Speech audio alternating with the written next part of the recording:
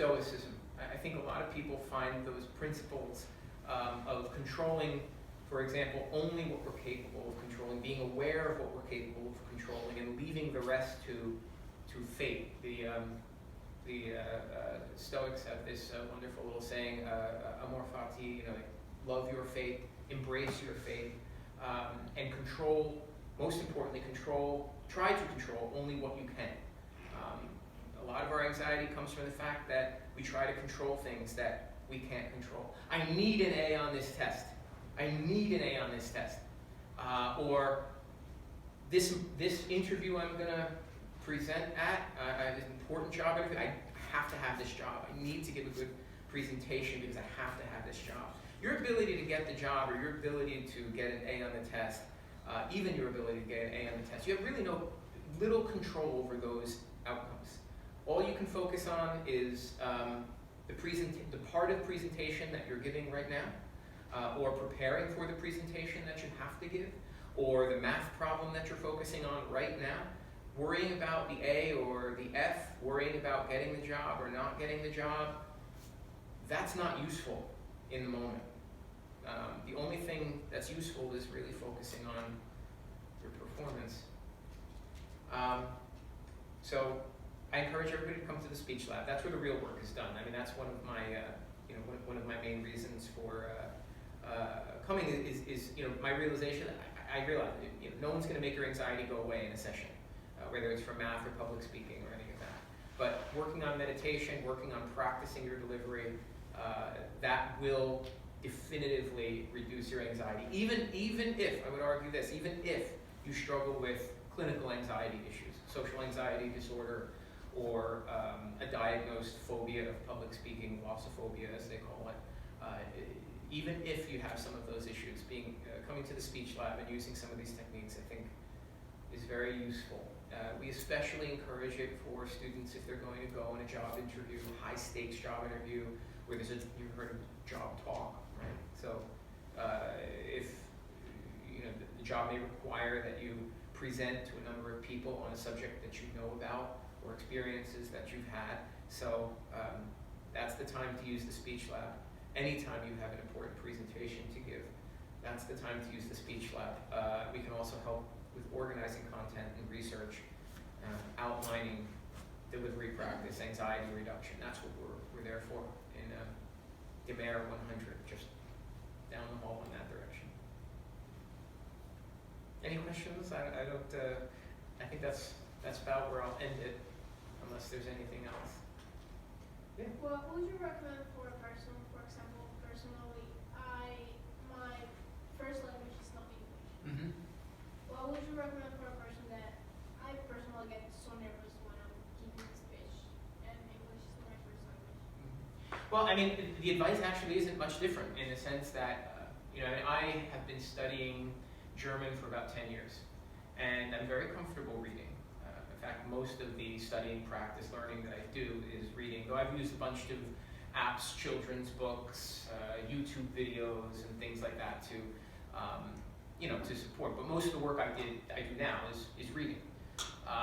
In conversation, I'm still extremely stilted and difficult to understand, and I still have difficulty understanding others.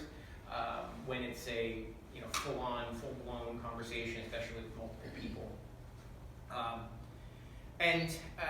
One thing to keep in mind is that when you're in a public speaking scenario, the topic is generally circumscribed.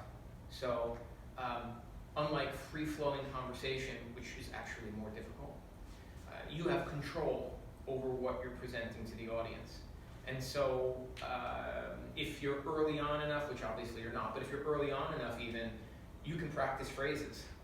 And someone who is not a native speaker and is actually relatively, I wouldn't say brand new, but new to learning to learning the language, they can still read a speech. Actually, I wouldn't recommend that, but you can still do it. You can still do it that way. But all speech, all language is the kinds of phrases and words that we use are dictated by the situation. So in a case like that, I would really recommend, if you have a presentation to give, it's very important, and the fact that you are still maybe learning is a source of anxiety for you. I would recommend this. to write out a transcript. Don't memorize it, but write out exactly what you would want to say. Go through it over and over again. And this is something that we will work on in the content preparation part of the speech lab. You would build an outline that was composed of key phrases that are meant to trigger the larger concepts that you laid out in your transcript. And you would be surprised, based on those key phrases, how many complete sentences, even complete paragraphs, will just spill out of your mouth as a result of really carefully considering what you want to say.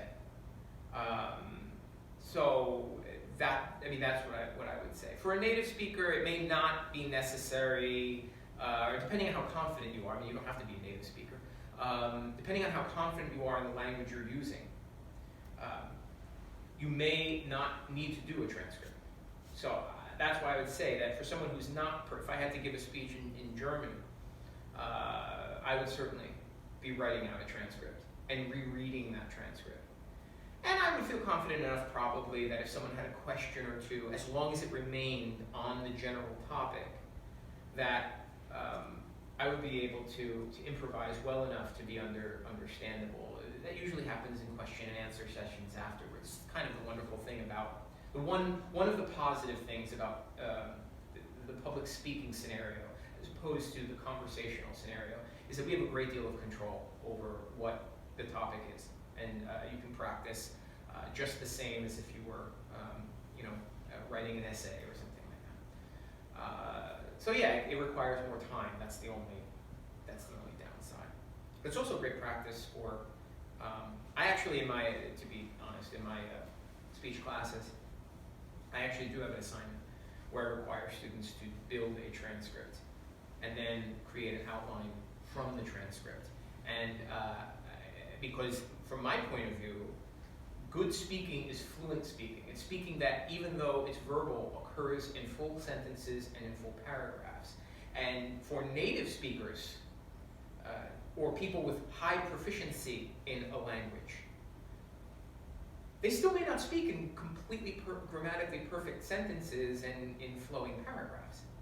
So that's one way to encourage that kind of thinking and execution, is to write out a transcript and practice it exactly as you would like it to appear. A lot of work, but I can't think of a better solution. Artificial intelligence will solve it all.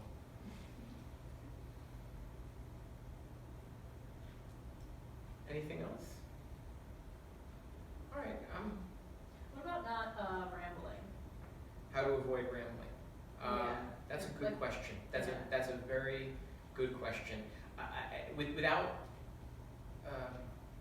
saying something obvious here, the outline method will, not in this case, outline is more valuable than transcript, because it's like a checklist.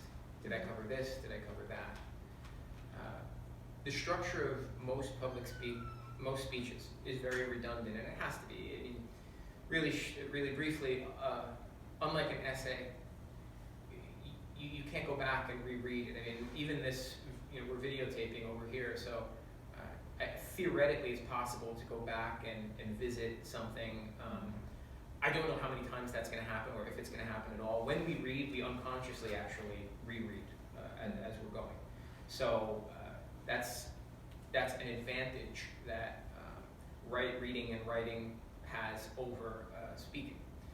To compensate for that, a presentation should be redundant. It should tell the audience what's coming, and then lay out the content, and then reiterate what the content was. As they say, tell them what you'll tell them, then tell them what you told them. So there's a bit of redundancy built in there. But if you've prepared an outline and you know what you want to say, there's not going to be a tendency to want to repeat unnecessarily, because it's already there. If you're moving from your second point to your third point to your fourth point, and then you recap at the end, you're not concerned that they haven't gotten the point. I think that's what drives rambling. is that we fear that the audience is not understanding, or that we haven't made ourselves clear enough. So outlining really does help. In formal rhetorical language, I believe this is called invention. You know, when you're sort of deciding how to organize and design the presentation. There's a whole there's a whole list of, again, things we can work on in the speech lab, but there's a whole list of strategies that are employed in persuading or sharing information, teaching.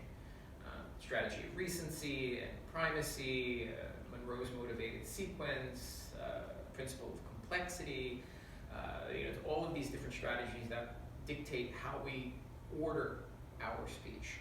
And ordering the speech is the best defense against rambling. If we just get up with a general sense of what we want to say, there's a tendency to, you know, to go back and rehash things over and over and over again. So that's where outlines can come in really handy. Anything else on public speaking? No rush.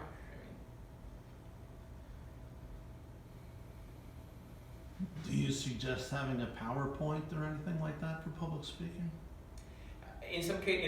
In many cases, that's necessary. PowerPoint or Prezi, or some form of visual aid. Excuse me. Often that's essential. But my approach to teaching public speaking is the idea that the speaker, him or herself, is first and foremost. If we can't function without the support of visual aid, we're never going to really make it to being an effective speaker. We've all heard of the phrase death by PowerPoint, and we've all probably sat through sessions where someone is reading PowerPoint slides, and that does nothing. It's not going to get through to an audience. You're not going to teach. You're not going to persuade that way. So there's a you know, with any media form, there's a danger that the medium becomes a barrier instead of a facilitator. So we want to use technology as a way to facilitate our communication, not as a barrier to our communication. So the only way, in my view, to do that is to take it away completely to begin with, and then later on to introduce it in small doses. When you see effective presentations, whether hopefully in the college setting, but also in the professional setting, the PowerPoint or the Prezi or whatever it is, it's always minimalist. It's always about the speaker. There's maybe a slideshow or a photo or maybe a brief phrase or quote, but that's it. Most effective speakers are able to communicate their message one-to-one, engage with the audience through eye contact, and platform conversation. It's like having a conversation with 50 or 100 or 300 of your best friends. That's ideally how any presentation will go. Like you're just having a casual conversation that happens to be one-sided and structured.